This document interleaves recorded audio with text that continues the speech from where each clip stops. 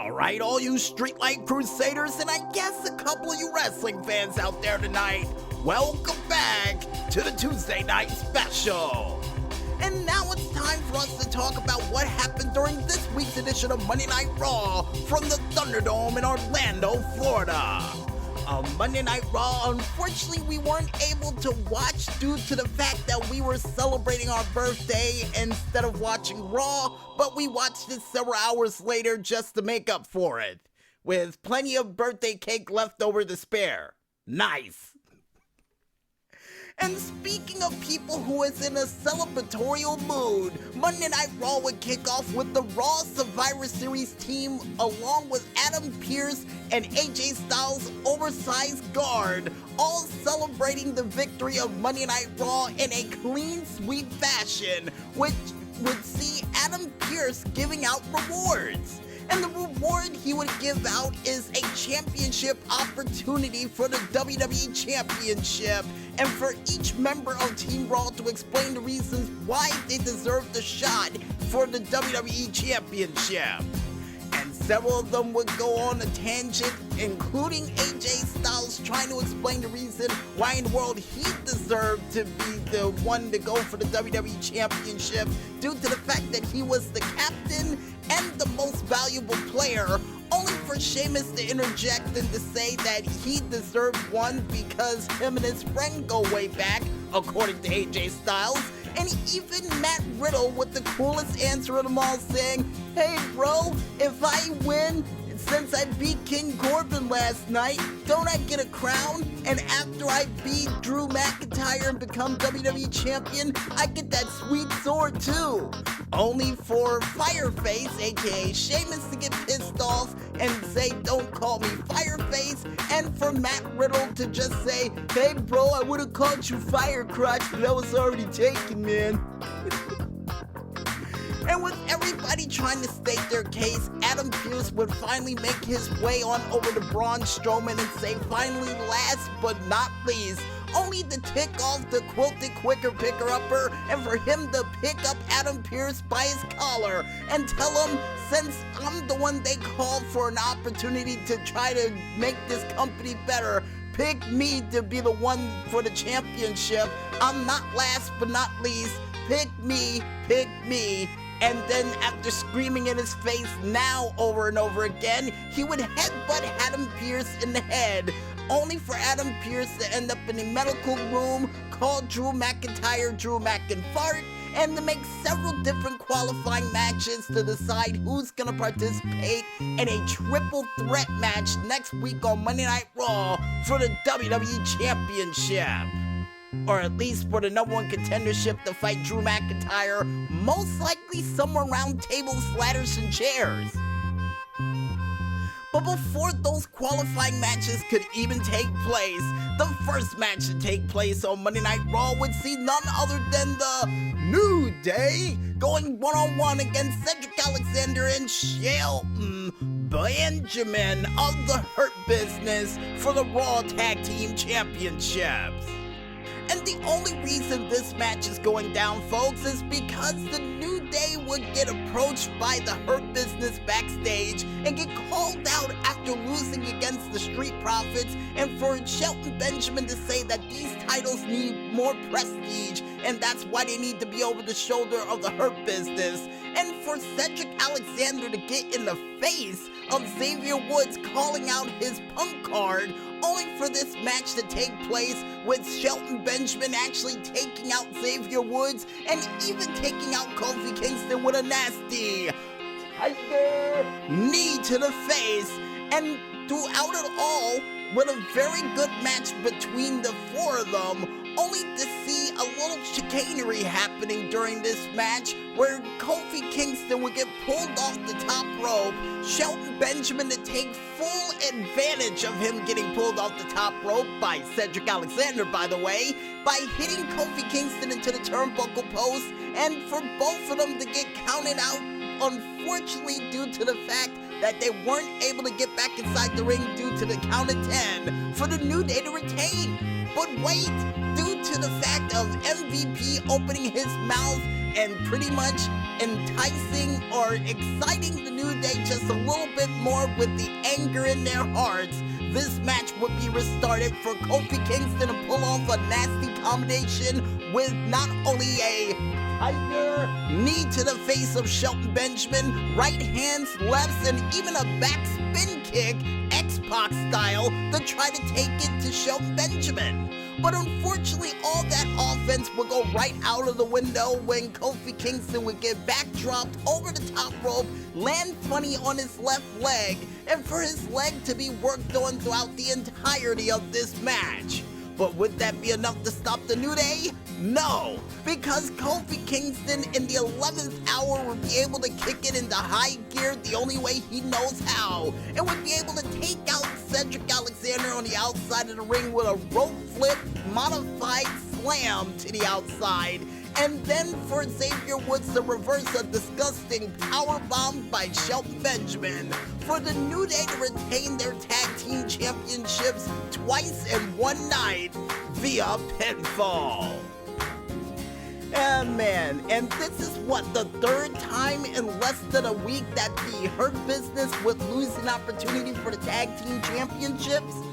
Yeah, some Hurt Business, huh? And the next match to take place on Monday Night Raw would see none other than Matt Riddle going one-on-one against Sheamus to see who's going to advance to the triple threat match next week for Monday Night Raw. Before this match could even begin, Matt Riddle would try to bro down with Sheamus by doing a classic bro fist before the match could start, only for Sheamus to slap that out of the way and to tell him he's not his bro and he's not Fireface, and try to take the fight to him with a nasty 10-beat of the Bowdrin, and even doing a nasty version of the white noise from the second rope. But unfortunately for the Celtic Warrior, he would get a little bit outsmarted by the Ultimate Bro, because once Sheamus tried to go for the cloverleaf during this said match, some way, somehow, Matt Riddle would be able to counter it into a small package for him to win this match and move on to the triple threat match next week via pinfall. And for Sheamus' face to look like Fireface, like Matt Riddle would say on a multitude of occasions, especially after losing out on this once-in-a-lifetime opportunity. And speaking of people getting once-in-a-lifetime opportunities, the next match to take place on Monday Night Raw would see none other than Lana going one-on-one against Asuka for the Raw Women's Championship. And the only reason this is taking place, folks, well, it's been announced that after Lana was the sole survivor at Survivor Series, she would get an opportunity to face off against Asuka for the championship. And Asuka saying, "Don't pinch me, this is a dream, and I don't want to wake up from it," would definitely bring the fight to Asuka and would see not only Shayna Baszler, but Nia Jax at ringside, which really got me excited for a minute, until none other than the Empress of Tomorrow would decide to pour a little bit of water on the head of Nia Jax and Shayna Baszler, causing Nia Jax to get up from out of her seat and try to beat the daylights out of Asuka for Lana's opportunity for the Raw Women's Championship to go up in smoke, and for this match to be ruled a disqualification. But immediately after that, you would see Lana trying to help the Empress of Tomorrow by stopping her from getting put through a table. And when I just thought that the 10th table break was gonna happen during this night, yeah, let's just say that Lana would get help from Asuka and would lead to a tag team match during this said night. And during this said tag team match with Lana and Asuka rolling on all cylinders, you would see Nia Jax trying to put Lana through a table once again, only for Lana to fight back for once and try to get rid of Nia Jax once and for all by hitting her in the head, to no avail for Nia Jax to actually try to charge at Lana next to the table, and for Lana to move out of the way for once, and for Nia Jax to fly over the table, for Lana to turn the table so Nia Jax.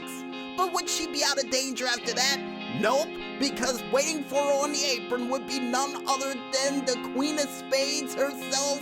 to actually try to put her in a submission hold of the Karafuda clutch kind, only for Asuka to come from out of nowhere with a surprise roll-up, taking out the Queen of Spades for the team of Nia Jax and Shayna Baszler to lose this match via pinfall to the team of Asuka and Lana. Now, how much do you want to bet at home that they're going to be a hodgepodge tag team to fight against the team of Shayna Baszler and Nia Jax in some form of tables match by tables, ladders, and chairs?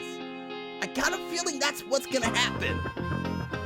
But besides that future match that'll take place most likely during that December pay-per-view, the next thing to take place on Monday Night Raw would see none other than the Ultimate Bro Matt Riddle backstage talking to MVP about a couple of his cool ideas. And one of them along the lines of pizza and yogurt that he's gonna call Brogurt.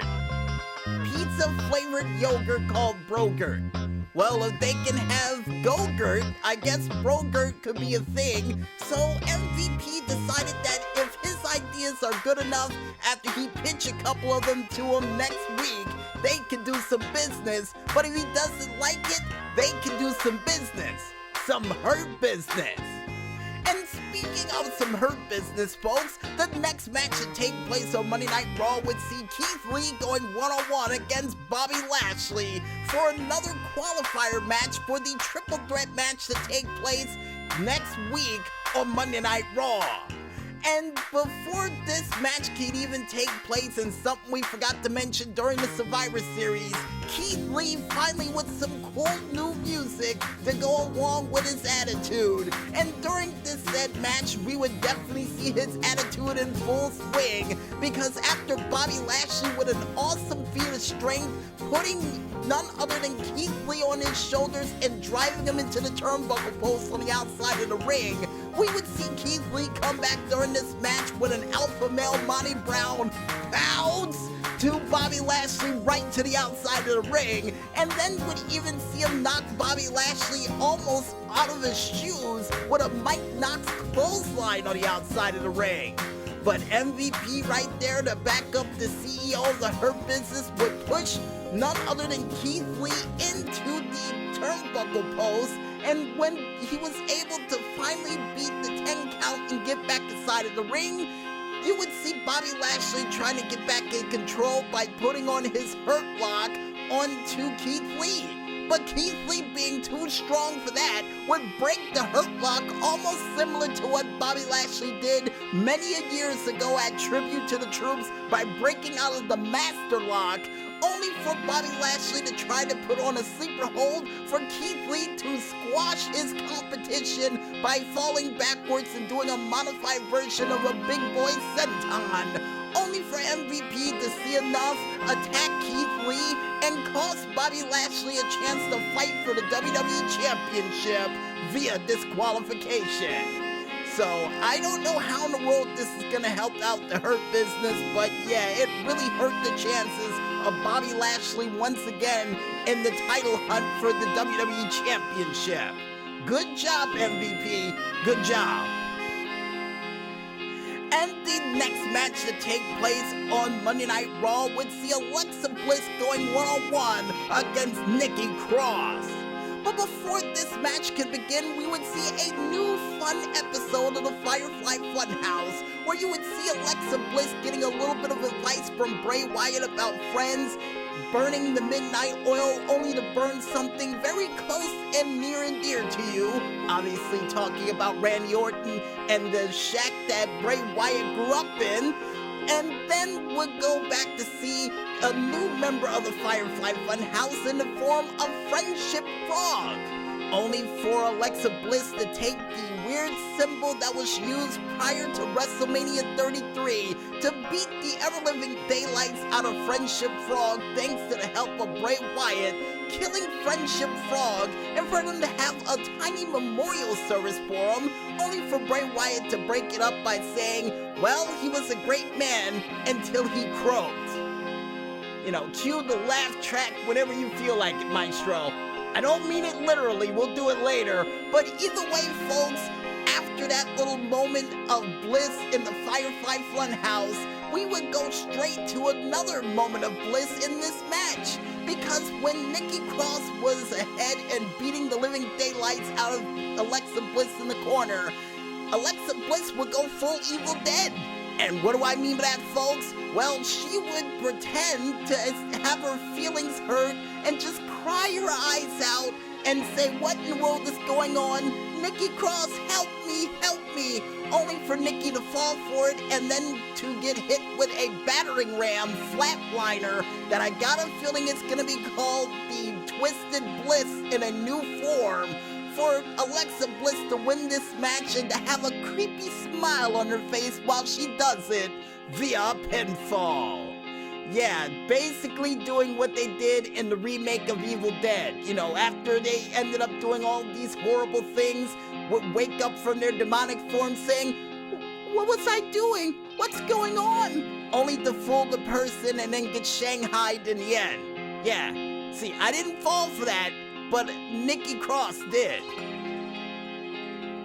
And the next match to take place on Monday Night Raw would be the main event of the evening, which would see the phenomenal one AJ Styles going one-on-one against the Viper himself, Randy Orton, for the last spot in the triple threat match to take place next week on Monday Night Raw. And during this match, action would go back and forth, including AJ Styles taking a thumb to the eye by Randy Orton, and even Randy Orton getting stopped by almost the giant associate who would get called that by Matt Riddle about 2 weeks ago, and the name would stick for AJ Styles to stick a knee right into the face of Randy Orton and do a back suplex onto the table. But Randy Orton would come back with a nasty power slam for near fall, and even the phenomenal one breaking out his calf killer during this match, all for it not to work because Randy Orton would get to the ropes. But in the closing moments of this match, Randy Orton would be shaken but not stirred, because none other than The Fiend would show up in the crowd while Randy Orton was up near the barricade.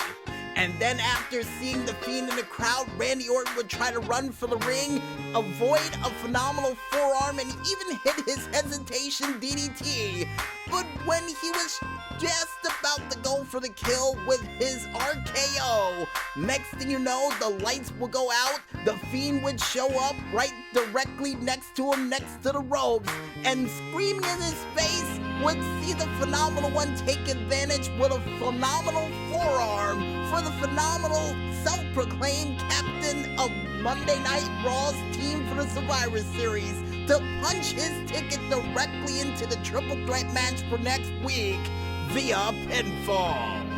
And for Randy Orton to be stunned and amazed after what happened with The Fiend. And I got a feeling that's going to lead to a match between him and The Fiend at most likely TLC. Yeah, my greatest guess for that one. And with that said, folks, we might as well head back into the music, and when we return, we'll be back with more of the Tuesday Night Special right after this. So don't go away just yet, folks, and stay tuned.